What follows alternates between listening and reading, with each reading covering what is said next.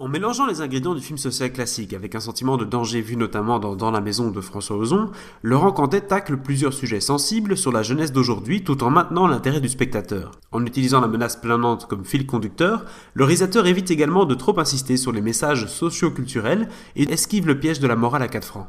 Devant jouer sur plusieurs fronts, le film ne prend pas le soin d'approfondir ses personnages. Seul Antoine, joué par Mathieu Lucci, et Olivia par Marina Foy, bénéficie de quelques rares scènes d'exposition. Pour le reste, tout est dialogue et échange qui font soit avancer le propos, soit évoluer les protagonistes. Dès lors, aucune scène ne semble de trop, et le rythme est assez soutenu, ce qui est fort appréciable. Cantet oblige, le cadre de l'action et l'authenticité priment, ce qui donne un ton ultra réaliste au long métrage. En une poignée de scènes seulement, nous sommes plongés dans la ciotat et assis à table avec cette bande de jeunes.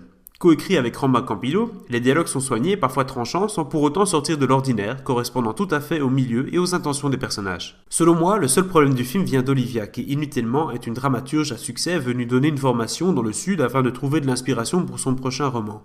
Si Marina Foy campe le rôle à merveille, son personnage représente un peu le cliché de la réussite qui va apprendre la vie aux personnes en échec. Heureusement, le film se concentre davantage sur Antoine et son entourage. L'Atelier est un film social rythmé qui, en plus de se distinguer pour son aspect thriller, représente très justement les questionnements de la jeunesse actuelle. La révélation Mathieu Lucci, excellent pour son premier rôle, masque la faible Olivia et permet au drame d'éviter de tomber dans les bons sentiments. Abonnez-vous à la chaîne YouTube pour voir plus de critiques en vidéo et visitez cinefilm.be.